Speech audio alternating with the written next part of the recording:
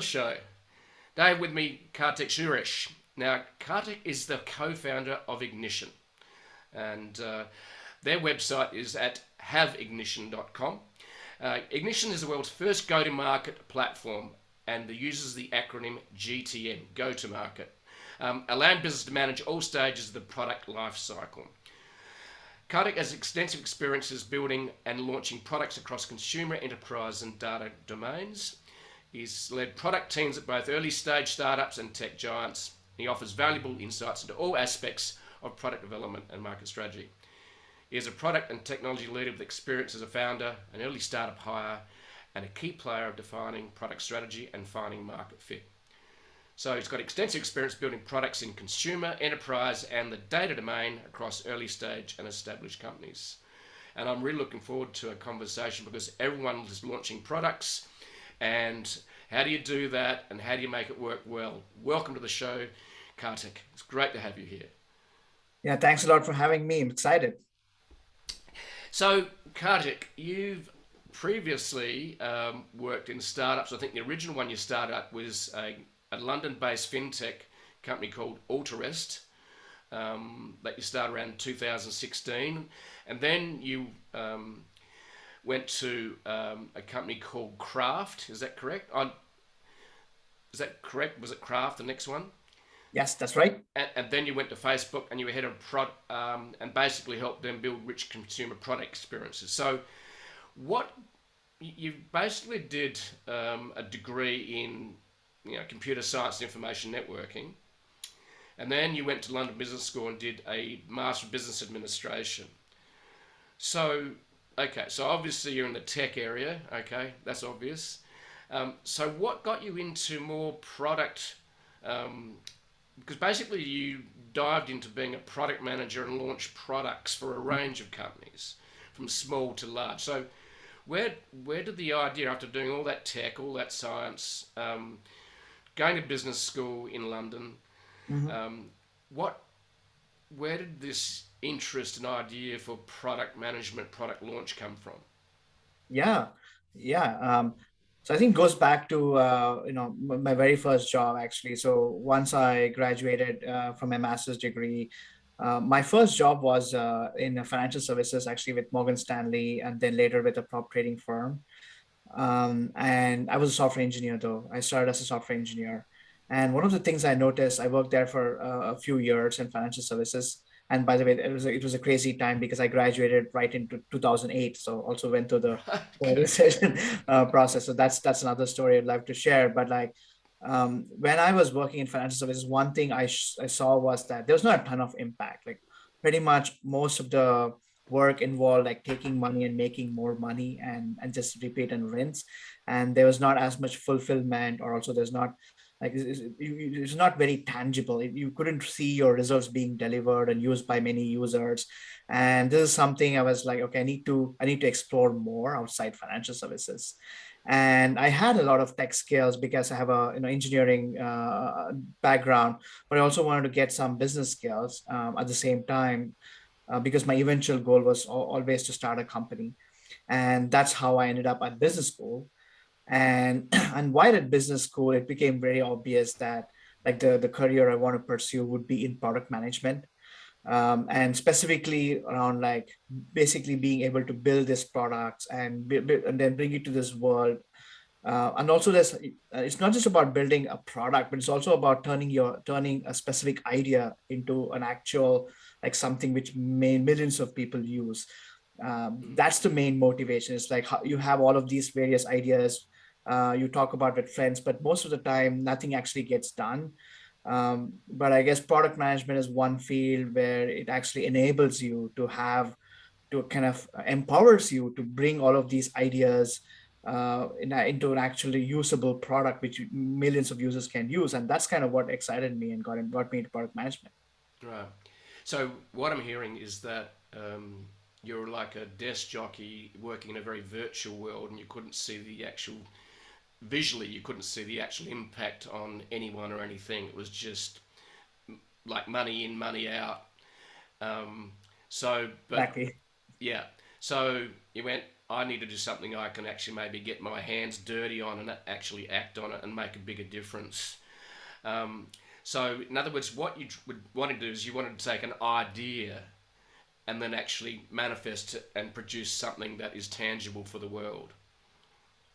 Exactly, and also the satisfaction you get from that, and also the fulfillment you get is just like there is no parallel. Like there were times and during my job in New York where we sometimes may had really good days, made millions of dollars, but it's nothing compared to like you actually building a product, and even like one or two users just pinging you and saying, "Hey, I love this product. Did you Mm. build it?" Or just seeing them use it. I think it's a whole different level of like fulfillment and purpose. Yeah, I totally agree. I think, the thing I discovered early on when I launched my business was that when you created something, whether it's a piece of writing or a product, um, and this is what excited me about social media was when you shared it on social media, because social media is a two-way conversation, right? Mhm. Which we'd never really had before. Like we had email, sure, there's a lag, so it's almost this instantaneous feedback loop. So as you share what you're creating with the world, and it doesn't matter what you're creating, it could be a business, a product, writing, art, it really doesn't matter. But when you get that feedback, it's almost addictive, isn't it? Yeah, yeah, exactly. I mean, no wonder all the social media platforms are so addictive, and right now the creators are probably I think the most sought after people right now, Yeah. for Uh, sure. Because what happens in that feedback loop is your idea and your creation gets validated. Yeah, And that exactly. and that's intoxicating. Very intoxicating, and in fact, yeah, I mean, it's just both good and bad. I think the good part is, of course, you get the right validation, but the bad part is it could make you believe that things which are not really true, or basically like kind of sometimes make you lose your like humility and things like that. But at the end of the day, um, I think getting that feeling from other people, getting that sense of validation is so important. I totally agree. And I think the other part about that validation as it continues and as you keep sharing your gift with the world and basically what you've done when you come up with an idea with ignition is essentially that's your idea. It's your gift to the world to basically help make other people's life easier. In other words, how to launch a product, to make product managers' life easier, to make sure you got processes done well. And we're going to talk more about that too. But this sort of feedback validation loop, it it's almost like it produces its own power and energy. That's what I've discovered. And how have you experienced that? Is that the same for you? Yeah, it does. And I think there is like this, it's almost like if you believe in something, and if you truly work for it, the whole world comes together to make it Mm. come true, right? And you can see that Yeah. it's like if you're doing something for the right reasons, right? So even whether it's ignition or any of the startups, it's not just, oh, I want to be like famous or make some money. It's not that. It's just like truly believe this product should exist, and I have no idea why it doesn't exist today, so I want to go build it and then give Mm. this to the world. And when you do it, when you do something with the best intentions, you can see the entire world coming together to help you build it along with you, right? So Yeah. that's the most beautiful part of the journey. It is, and it's almost like a virtuous cycle of power and energy. It's almost like a force that shows up, and uh, the phrase I quite often use is, "You are changing the world in your own way, and the world is changing you." As you keep, iterating your product, evolving your ideas, and you are learning so much as you do this. And I found it incredibly motivating and powerful when I started.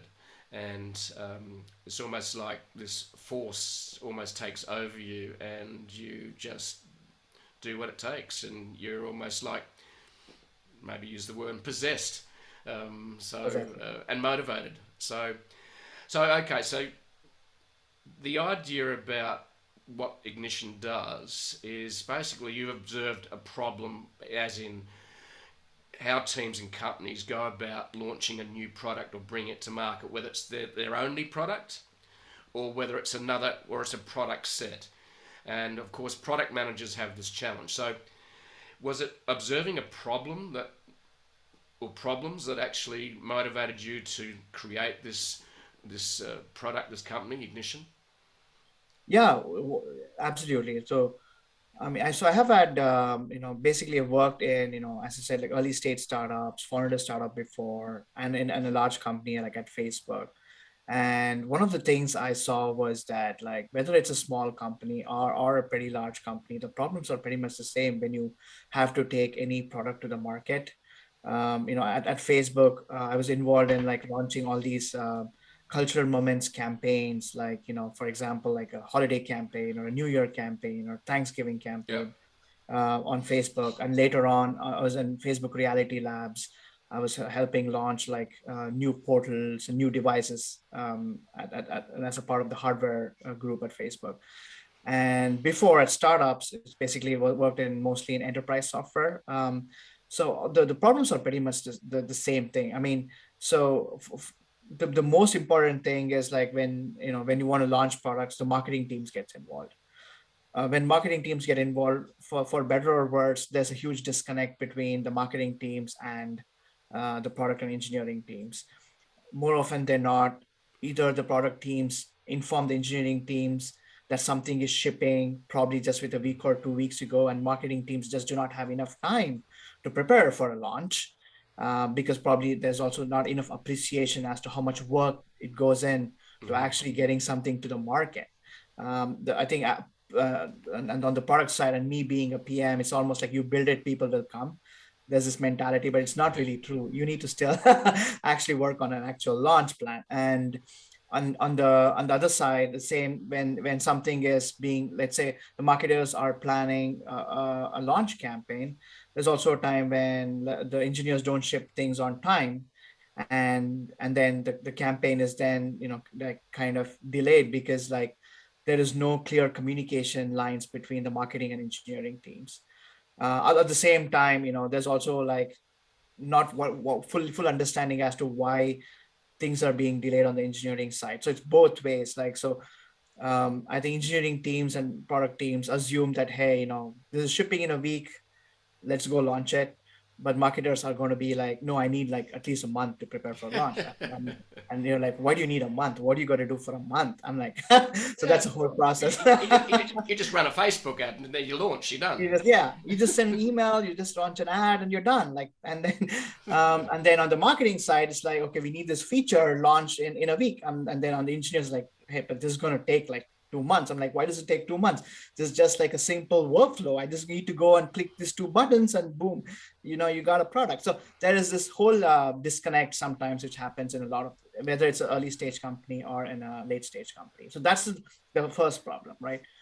Then let's say once the teams are aligned and you're then working on a launch plan, you need to think about, okay, how big of a launch is this? How much of a noise do I want to make? Is it like a tier one launch? Should I just go like, and what's the budget I need to, is it like, should I put in like millions of dollars, or is it just like a tier three launch? So that's the next question, as to how big of a launch should this be? Obviously, as PMs, I want every single thing I launch to be a huge launch. But obviously, you can only do so many tier one launches, given all the resource constraints, right? So once you decide on what and how much of a noise you want to make, then you need to have figured out, okay, who's the target audience for this, either feature or a product. How do you want to position this product in the market, given all the competitors? Then think about which channels do you want to invest in? Like, do you want to invest in content? You need to email customers, you need to update a blog page, you need to run some ads. Maybe you think about all the channels you want to invest. Then once you come up with all the channels, then you need to figure out, okay, like, how do I get the assets? Like, work with designers to generate assets, work with copywriters to generate content, then get approvals from your manager and everyone and all the stakeholders involved, because they always have opinions. You need to make sure they are aligned, and like get approval from the legal policy, all the teams. So that's a whole stakeholder management process. And then on the day you launch, you need to make sure everything has shipped according to time, which more often than not, we know, as in especially in software world, that's not the case. There's always going to be some delays. So you need to manage that delays. And then finally, when you launch the product, then you need to be able to measure the success. most often, like you just launch the product and you go party because every launch is a success. um, Of but course. that's so unfortunately there's not a ton of accountability on Yeah. that side. So then you need to actually go measure, say, okay, like I launched this product, I invested $1 million in this campaign. How many leads did I get on my website? How many people signed up? How many people like was retained? Mm. And you need to actually come up with some kind of accountability, like for all the money invested. So this is whole the kind of a process management or life cycle management of a launch, right from ideation to like planning to execution and then measurement. Is I saw that was an issue like in all pretty much, like whether it's an early stage company, whether it's a late stage company, even with if you're like a small business or you're an entrepreneur, like there's always this. We felt that there was a gap of like in the tools which would help you do this efficiently, and that's how Ignition was born. Okay. So what I'm hearing is that maybe three of the biggest problems that you've mentioned. Number one was lack of communication between the stakeholders, whether it's engineering and marketing and product manager. The other problem is not having a good enough process. And number three is accountability. In other words, what what does success look like? Is it 1,000 if you're launching a monthly subscription product, for example? Is it 1,000 subscribers in 2 weeks? Or what is it, 10 in the first day? We don't know. So, um, but then the other thing you mentioned was maybe the fourth issue is making sure that you've got the right tools that everyone's using so you can make that all work together, I suppose. Is that correct? Yeah, exactly. And you can all, everyone can find this in like one place. Like even at Facebook, when you had to launch something, I was like, okay, we would launch something and somebody from the branding team would say, hey, that is not the latest version of the logo. And I'm like, okay, so where's the latest version?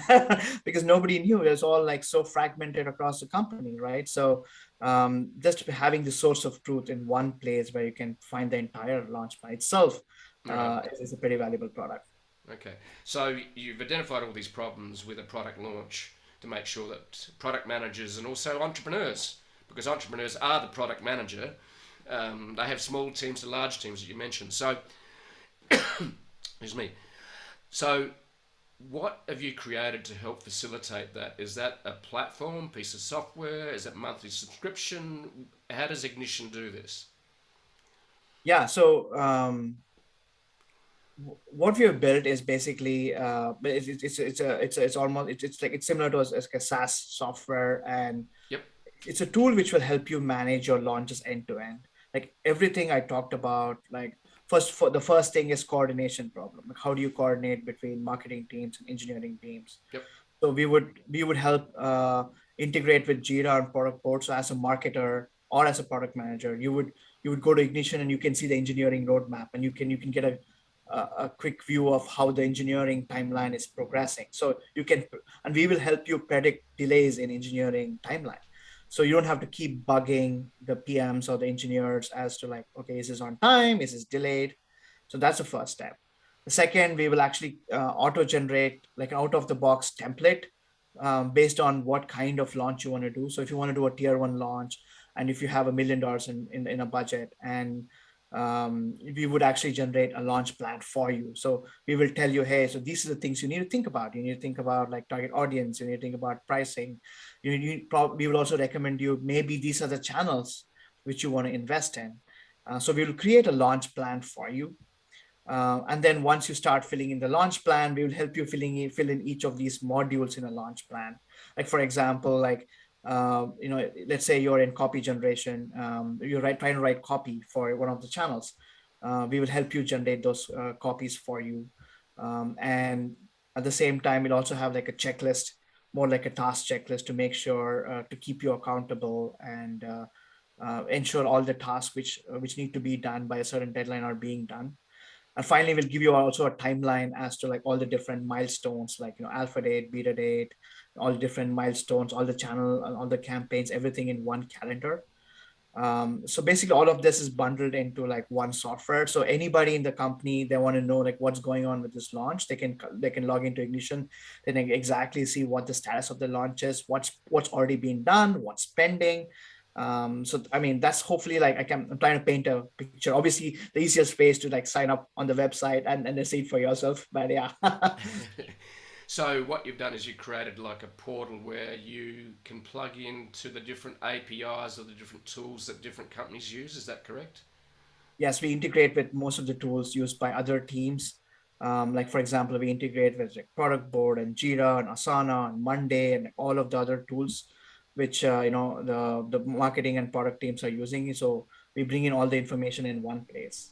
Do you integrate with platforms also like Trello and Google Docs? Because a lot of people use Google Docs Yeah, these Google days. Docs, of course. Yeah, Google Okay, Docs definitely, because obviously a lot of the content is in Google Docs. right. Trello is on the roadmap, but yeah, that's something we'll look to add in the future. Okay, cool.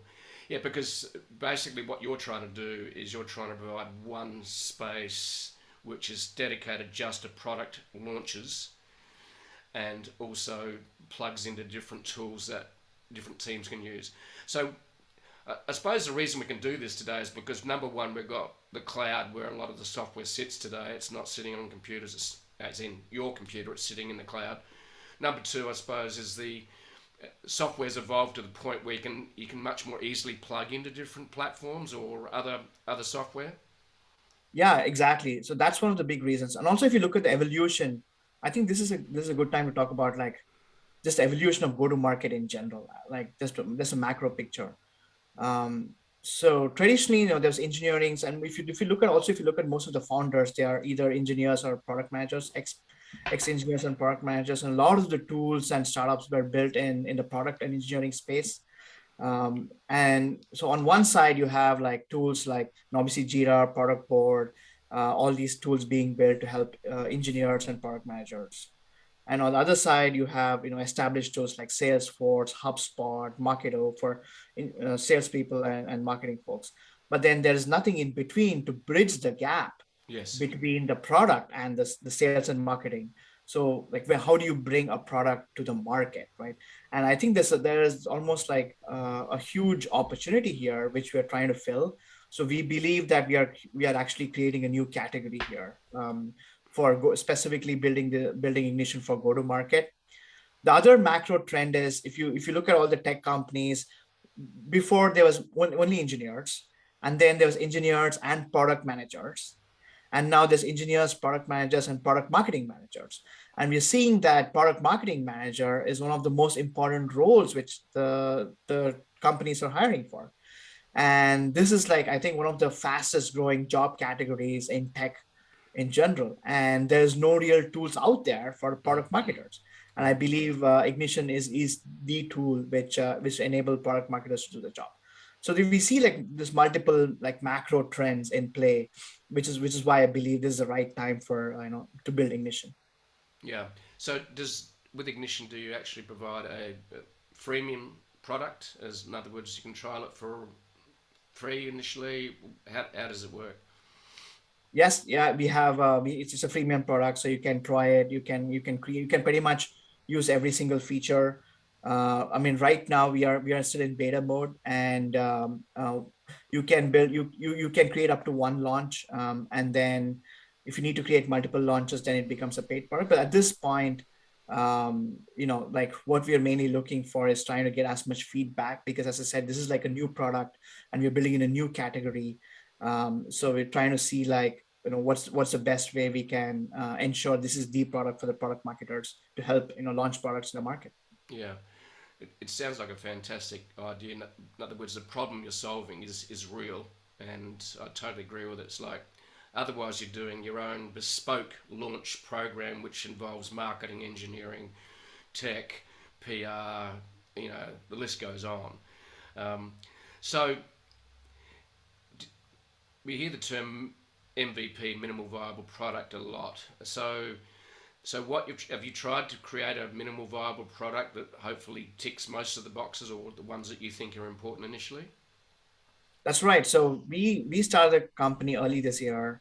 The first step, obviously, is to speak to as many users to validate the problem. We talked about validation before, and make sure we get it. And obviously, like we need to see through what users say, because a lot of the times users are saying things to make you happy or make you feel like, oh yeah, there's a real problem, but you got to do a ton of that to actually synthesize what's the real problem.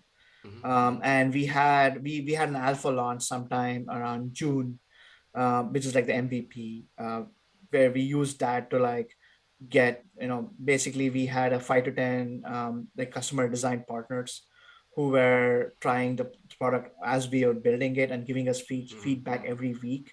And we traded through that over the last few months. And we have a product hunt launch scheduled on January 6th, 2022. So that's going to be, I mean, we're also investing a ton in our own product launch. So, basically dogfooding it ourselves. So it should be exciting. Cool. So, what's the biggest learnings you've had along the way in launching a new venture, a startup? So, what have been the biggest challenges for you? Yeah, it's such a roller coaster. It's whenever you want to launch any new things, it's um, this is for especially for all people trying to like start their own business. You need to be like very resilient. You need to think about there's so many things which won't exactly go the way you plan for, but you obviously start have to start somewhere. But I mean, I've worked at almost three different startups right now, and pretty much the idea we started with and where it is today is very different. I mean, it's the same Yeah, space. very different. It's still the same team, but the actual product, the actual features are very different because you learn so much as you speak to the users and as you see the users use your product. And I think that's been like an incredible journey so far. It's such filled with so many highs and lows. Like today we had a client who absolutely loved it, and last week we had someone who was like, oh, why do I need that? Maybe I can just use Google Docs for it. So it's pretty upset. So it's just like you just go through this like crazy emotions every day, and you need to be able to deal with that. Same thing with funding is another thing where people invest mostly based on who else is investing, so Mm-hmm. versus like actually investing based on conviction. Very few people actually invest based on conviction. As it almost seems like it's a very FOMO driven world where it's I mean, fundraising is more of an art. I mean, at an early stage, right? Obviously, at a later stage, you have metrics, you have revenue, you have customers, so it's more Mm-hmm. of a numbers game. But at an early stage, it's more of like it's more of an art. Being able to tell your story and being able to paint the vision, and also paint a vision of how everyone is trying to invest in you. So I think so you that's all of these things, and then at the same time you're trying to recruit people and recruit a team and build more of like at least the first 10 people are like the ones who set your culture for a long time. So you're investing a lot of time in also like recruiting. So you're fundraising, you're recruiting, you're building the product, you're talking to users. So you're context switching like crazy every day. And Mm-hmm. all of each phases has its own set of emotions involved. So being able to deal with it is probably the most challenging part, but also for me the most exciting part. I think if you look at my background, that's kind of what even led me to actually start a company. My very first job, I joined. My very first job and my first career, I went to financial services, went into trading because that's more adrenaline. Like as a 24-year-old, I just wanted to get like this rush every day. So got into Mm-hmm. trading and then realized, okay, trading is not for me because you don't get to like make a tangible impact in people's lives. Mm-hmm. And then I mean, but although I learned a ton because 2008 I was in Morgan Stanley in Times Square, and the building opposite to me for Lehman Brothers, and I could see the Lehman Brothers, like all the people who got let go, just walk out with the boxes, and then it became Barclays, like the blue color building, and then people walk back in. So I think it built a ton of resilience in me. But and then the reason I'm saying this is like I felt like this is exactly the kind of life and career and journey and passion which I want. And eventually that led me to entrepreneurship because you face exactly the same emotions while building your own startup. I mean, whether it's a tech startup, whether it's your own business, its own small business, I think the emotions involved, the challenges involved are pretty much the same. Mm. Yeah, that's fascinating. I'm intrigued by planning in terms of, as you said, what you originally started with is almost completely different to what you actually are working on today. So, I used a quote recently, which is everyone has a plan until you get hit in the face. It's a Mike Tyson quote. So, and the market hits you in the face, obviously. Um, so, what did your initial plan look like, and how would you change that today if you're starting over again? Yeah, so ignition, we are just starting the journey. Yeah, So probably I'm gonna have the answer in a few years down the lane, but so far it's looking promising. But if you look at my previous startup, Craft, where I joined as a second employee, I was there for 4 years till Series A, and that we started off there, more as a company data. It's similar to Crunchbase, was more advanced, and we initially wanted to build a data aggregation on all the companies. So basically the best source of truth on any company. So you could look up any company and we would give you the most up-to-date information about that. But our target audience was, initially we tried like job seekers. We wanted to build for the people who are looking for jobs, because we're like, right now nobody looks for a job title. They look for the job. They look for the right company. It's like, if you find a rocket ship, go get a seat. Don't ask which seat, right? yeah, yeah, So that was the whole idea of Craft. It's like, we're going to give you the best job search engine, which will help you search for the companies to join and not the title. But then later we realized more and more people were actually looking for company data for something else, for sales intelligence, for supply chain intelligence, and other things. And where Craft is today is one of the largest supply chain risk management, like supply chain data providers out there. right. Where we started off, I mean, the product is still the same. It's the company data, basically the best source of company data, but it's all different types of data, like sustainability data, location data, employee data, all kinds of data. But the people who we are selling to is like, now it's in supply chain, because suppliers need that data to make sure their suppliers are, like, because for suppliers, for large companies, the suppliers are a black box. They have no idea what's happening. So this is a way for them to like get more transparency. For example, if a VP is let go, then you get an alert. So it became a supply chain platform from a job seeker platform. So you started a journey as a job seeker platform, but right now it's one of the largest like supply chain management platforms. So that's an example of how you need to be like, you need to be very agile in order to. And there's so many. There's not just one. Like, there's so many examples of all. They all started at one place, but where they are today is a completely different, and they are successful. I mean, the core product is still the same, the idea is the same, but you need to be agile and figure out who is your target audience. How do you position it? All the things, for example, we are building in Ignition. Yeah, yeah. So essentially, you're saying that this is where you think your target market is going to be, and you can do all the research in the world, but not until you actually go to market. The market tells you what it wants. Exactly, the market. And then you need to be able to listen to the market as an entrepreneur, as a founder. You need to be able to take that feedback, and you shouldn't. A lot of the time, sometimes people are very stubborn and say, no, I know, like, I have this initial idea, and you keep building and keep building and keep building and wonder why it doesn't work. But it's also important for you to listen to the market. The market is going to tell you. The market is going to be loud and clear. It's almost like, you can do as much user research as you want, but the moment you ask them to pay, the user stops lying. I love that. Once the user starts paying, they stop lying. I think that's worth bottling, actually. That's very cool. So, yeah, I think what you're doing with Ignition is fantastic and really needed. And so, in terms of other entrepreneurs who are launching their own business or thinking of it or are already in the middle of it, or what are some of the top takeaways that you would offer to them in terms of tips that they should be aware of? Yeah.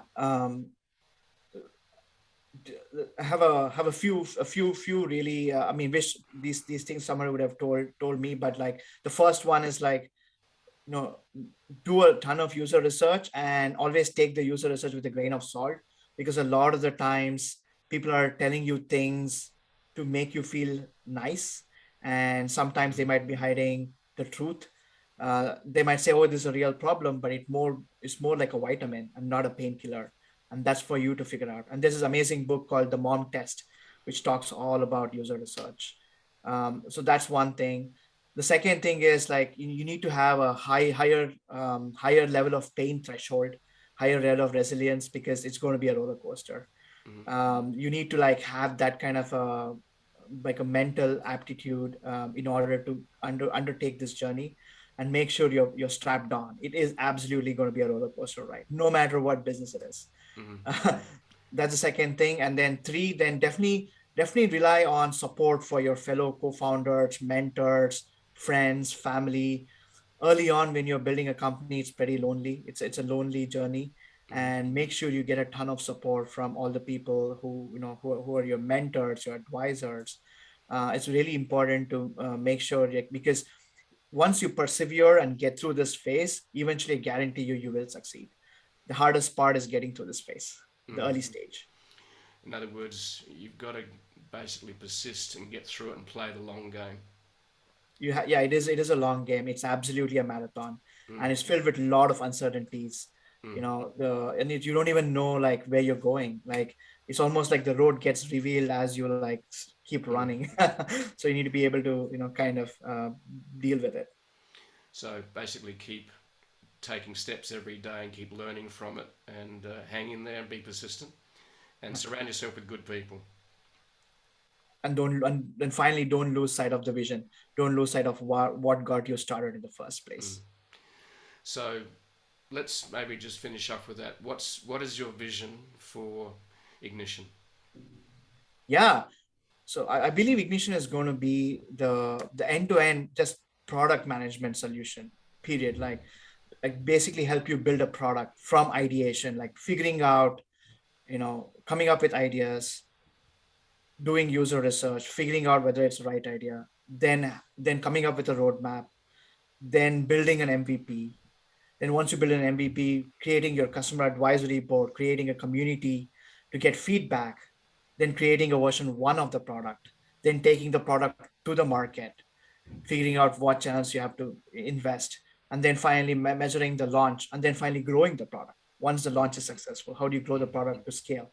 So I feel like there is this opportunity in the market to build this end to end like a product management system in the long term. We are starting with go to market because I feel that's the beachhead and that's the near term need, but longer term, I think it's going to be like the end to end ideation slash product management, and including the go to market piece, of course. Mm. I love it. I think it's very, very needed in the marketplace, and I look forward to our listeners and viewers actually finding out more about it and watching your journey and getting involved as well. So, um, Kartik, how can people contact you and at haveignition.com? Yes, please go to haveignition.com. That's the website, and you can give your email and sign up. You can connect with me on LinkedIn or on Twitter. Twitter, it's my first name, last name, Karthik Suresh, and LinkedIn is like Karthik Suresh LBS. Feel free to mention that it was through this podcast. But I'm really excited and really appreciate all your support, and would also appreciate all your feedback. Mm. I love your story and I love what you're doing. I think it's really important in the entrepreneurial startup space and product launch and product management space as well. And I think what you're doing is a very needed solution and platform. And I look forward to seeing it become a rocket ship. Oh yes, thank you so much, and thank you so much for having me on the show. Kartik, it's been an absolute pleasure.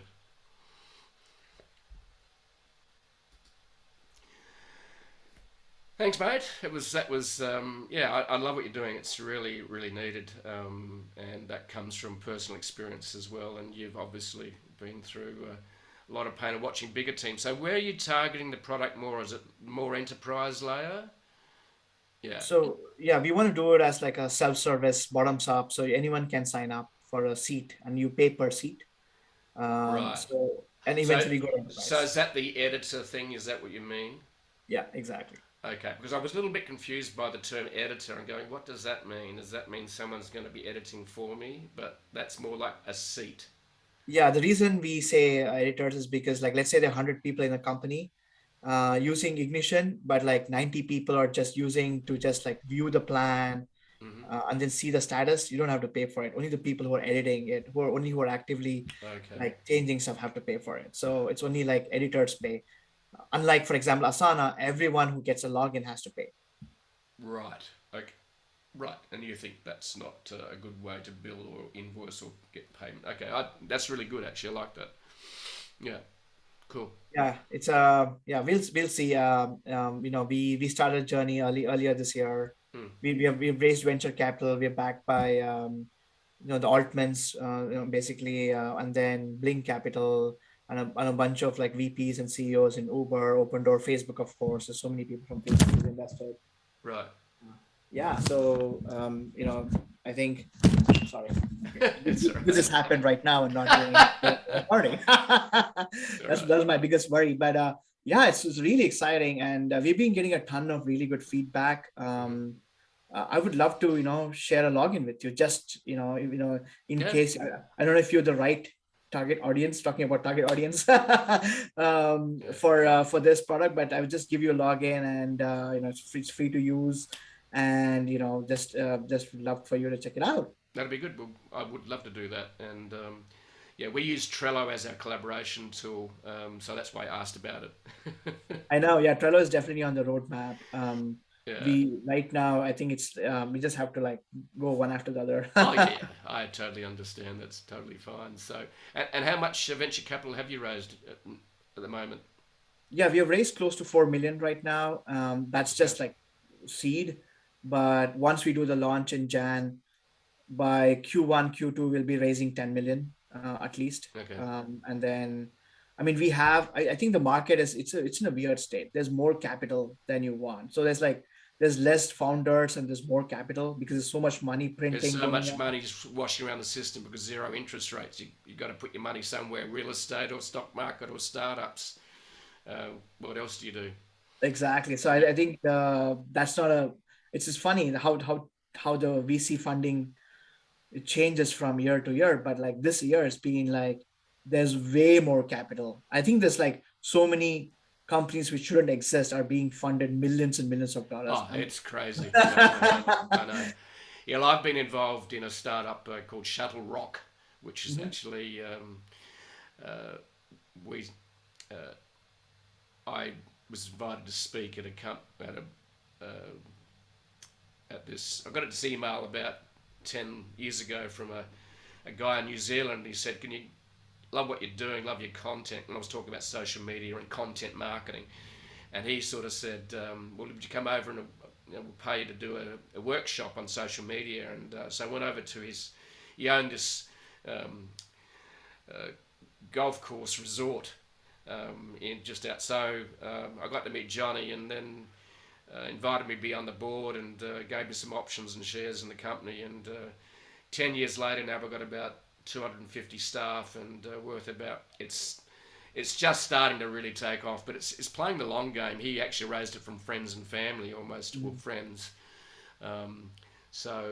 But it's a creative as a service product, CAAS, rather than software as it. So it's basically creating video ads at scale from static images for big brands all around the world, Nestle included, and so on. So um, yeah, it's but we didn't discover the right product really, or until 4 or 5 years ago. So it took 5 years of stumbling around. Yeah. Yeah, So I'm exactly. not saying that's going to take that time with you, but it's fascinating. I've been involved with them, and I've just invested more in them. And but it's fascinating that we're on the third pivot, and that's the one that's actually getting traction now. So, but third product, so that's two pivots. Yeah. So typically most startups do two pivots. So, but we've raised, I don't know how much we're raised now, maybe 20, 30 million. So we're actually got a product and Very nice. we're on a growth phase now. So it's Mhm. basically making sure that, because essentially it's an arms race. And the arms race is two things: the technology and Mhm. market share. That's your Yeah. arms race. So you've got to build a sales team fast, marketing fast, and then you've got to keep building the back end and the tool, the technology as well. So it's fascinating to be part of that. And I've been involved in a startup closely and been on the board for 10 years. So I stepped off the board about 2 years ago. But We've got one of New Zealand's richest men's on the board. Who's Nice. invested in as well. So yeah, I get it. I just love that. That's why I started the podcast. The interview is interesting and fantastic, bright, fantastic people like yourself to actually just. So, what are you learning along the way? What's the idea come from? How are you delivering it? What's the challenges? So it's it's the podcast is where I just basically have a lot of fun just chatting to bright, great people. It's really all around the world. So we've done nearly 100 interviews now. So Oh, wow. yeah, Yeah. yeah, and it's just I learn so much every time, Kartik. It's look, it's I'm playing a long game on the podcast, and then we're launching the product, the sidehustlestrategies.co, which is a premium newsletter, and Mhm. we're basically trying to document what the process is for that particular product type. Mhm. It's essentially we're a media company. That's Mhm. really what we're doing. So, but we're launching a content as the product is content. So and community as well. So that's the other thing we're going to build to is community. So um, we're about to discover whether our product resonates despite testing, despite what I think is a good idea, our vision. So our vision is to help people get control of their lives instead of just working for a corporation. In other words, Yeah. create their own autonomy. And it doesn't have to be blow your ships up, sink your boats, and leap into the void. Start your side hustle. You've got the tools there and the technology now to allow you to do that while you've got a day job, and then you can start your side hustle that could become your main hustle. So it's basically about giving people freedom. That's what we're trying to do. That's a very, I mean, that's an amazing mission. Like literally, like everybody wants to do that. Like I feel like even at Facebook, people have been there for years. Just keep trying something on the side, keep trying because Yep. at the end of the day, the very first year at Facebook, you're like, oh great, this is amazing. I'm getting paid a lot, and this is all this like cool. Oh, I'm on Facebook, and then after a year or two, you're like, okay, what am I doing with my life? Exactly. And that's and yeah. So my philosophical foundation for that is called the Freedom Code, which is 5 pillars. Mhm. And number one, discover why you're here on the planet. Yeah, purpose. Hmm. Yep. Number two, create. In other words, create something. Hmm. Number three, share it with the world. That's where you get validated. Number four, work out how to make some fucking money out of it. Okay, so, and number five is once you've worked out how to make money, even if you're getting small traction, is to amplify that. That's the 5 pillars of the Freedom Code, and that can apply to anything. So that's what we're doing. Oh, that's fantastic. Yeah, I like that. Yeah. Yeah, Um, I'm gonna remember that. That's awesome. yeah. So that's the philosophical undertaking of. I've written about 40,000 words for the book, but I try to distill it into something that makes sense and comes from the heart. So we're going to have a lot of fun doing that. We already are. I'm enjoying the process of actually putting it together, the product and the team. So great to chat, Kartik. I think you're got a great idea and a big problem that needs solving, and I'm sure you'll solve it and get ignition. Yes, yes. Thank you so much. And what's the best way to like promote the podcast and obviously post on social media? And Yeah. is there So anything what? else? So what'll happen is my editor Will Blunt will be in touch with you. I think I've got Thomas's email, not yours. Mhm. Um, so what's your email? I'll just write it down. Yeah, I'm gonna give it to you in maybe a chat here in Zoom. Okay. Where is it? Is it turned up in chat? Is it turned up in Zoom? I can't Yeah, see it. Zoom chat. Yeah, it hasn't. I can't see. Anyway, um, It's basically Karthik at haveignition.com. My first name at haveignition.com. That's it. easy. That's all. That's fine. All Yeah. right. Ignition.com or Have have ignition. yeah. Okay. Yeah, I don't know why it's not showing my chat in Zoom, but it's all right. All right. Okay, mate. Well, enjoy the rest of your day, and keep in touch. And my editor will let you know when it's going live, and then you can share the links because it'll be this. It's the YouTube channel. It's the Mhm. the different audio channel like Spotify and iTunes, and then we also have we also put up a blog post for it as well. So it's 3 different types of media: it's text, audio, and video. So Perfect. yeah. So thanks, mate. Been Awesome. awesome, Had so awesome much chat. fun. Yeah. Okay, Thank you well, so much. okay.